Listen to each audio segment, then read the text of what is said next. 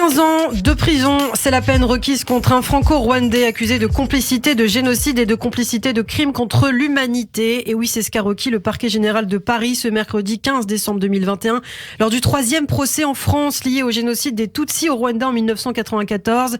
Il s'appelle Claude Muayimana. Il a contribué au génocide en tant que conducteur et transporteur des génocidaires sur une très longue période de 3 mois. Voilà ce qu'a déclaré le ministère public, estimant qu'il a été un acteur du génocide, un maillon et un rouage indispensable, je cite, dans le dispositif de cette traque des Tutsis jusqu'au dernier. C'est l'occasion ce matin de revenir sur cette affaire et plus largement sur le génocide au Rwanda, car vous le savez, sur Radio J, nous sommes les gardiens de la mémoire. Il est important pour nous de faire des piqûres de rappel en ce qui concerne la Shoah, bien entendu, le génocide des Tutsis ou encore le génocide arménien, sur lequel on reviendra très bientôt, d'ailleurs, avec un dossier spécial.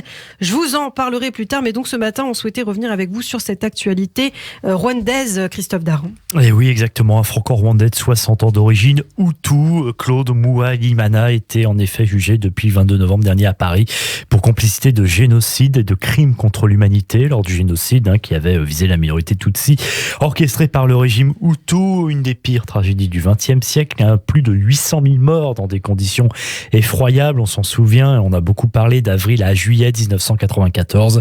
L'accusé décrit par la défense comme un homme ordinaire, vit en France depuis des années, cantonnier à Rouen, dans le nord-ouest du pays. Le verdict de sa condamnation est attendu aujourd'hui, jeudi 16 décembre. Et oui, après les plaidoiries de la défense hier après-midi, alors qu'il était chauffeur d'une guest house à Kibuye, à l'ouest du Rwanda en 1994, le prévenu est accusé d'avoir aidé et assisté sciemment entre avril et juillet de cette année-là des gendarmes et des miliciens Hutus en assurant leur transport sur des lieux de massacre, notamment dans les régions de Kibuye. Donc ce sont quand même 72 000 victimes estimées et Bisesero, 50 000 victimes estimées. À l'issue de près de 4 semaines de procès et donc de longues auditions d'une cinquantaine de témoins, dont de nombreux venus spécialement du Rwanda, l'accusation a donc demandé aux jurés de la cour d'assises de ne pas permettre à Claude Muayimana d'échapper à ses responsabilités dans les crimes dont il est accusé, de le condamner à une peine de 15 ans de réclusion criminelle.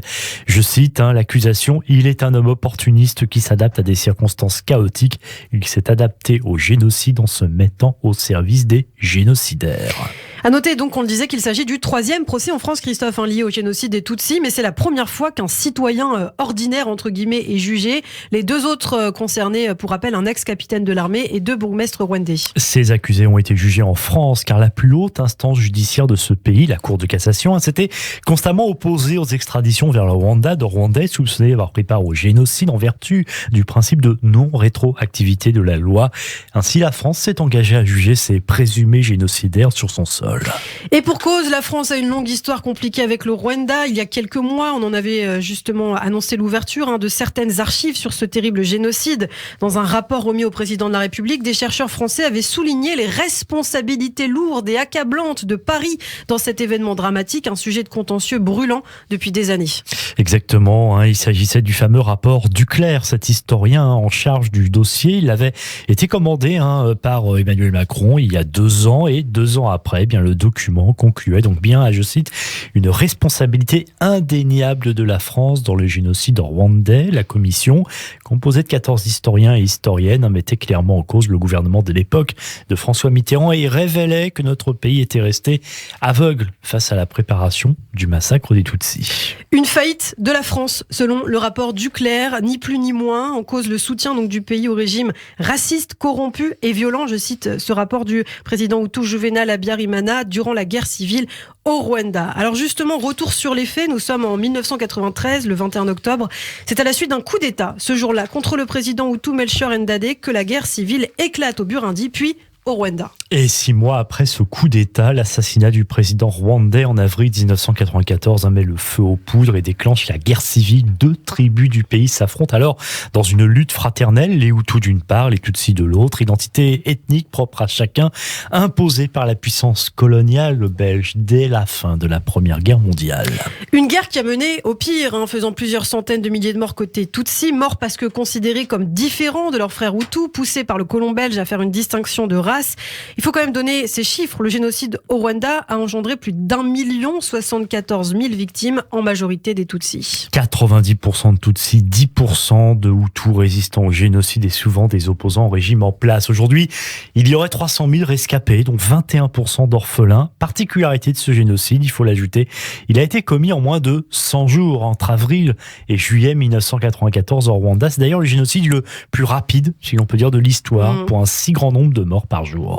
Alors aujourd'hui, le conflit au Rwanda continue très largement de faire débat sur la scène politico-judiciaire internationale, sur l'impunité présumée, notamment des responsables civils et militaires rwandais qui sont jugés 25 ans après. Et puis ce rôle de la France, donc toujours très trouble, dont on parle ce matin. Mais alors, pourquoi on évoque justement la France ? Eh bien parce que dès octobre 1990, à la suite d'une attaque du FPR, le groupe d'activistes Tutsis, des centaines de militaires français sont déployés au Rwanda dans le cadre de l'opération Noroi. À l'époque, eh bien, le gouvernement français suit attentivement la situation qui se dégrade au fil des mois. En fait, Paris n'ignore rien des massacres et des arrestations massives de civils Tutsis qui se multiplient mais ne fait absolument rien. Un document daté du 6 février 1991, justement retrouvé dans des archives, parle de tout cela. Jacques Pelletier, alors ministre français de la coopération, connaît bien la situation au Rwanda. Il informe ses supérieurs de cette situation. Il informe le sommet de l'État que le président Hutu et son clan sont de plus en plus agressifs, que les Tutsis sont en danger. Si cette évolution se poursuit, je crains que le régime ne puisse pas tenir très longtemps. C'est ce qu'il déclare alors dans cette note retrouvée. Donc là, on est quand même en 1991, 3 ans avant le génocide. François Mitterrand est au courant, Christophe, mais il reste tout à fait passif.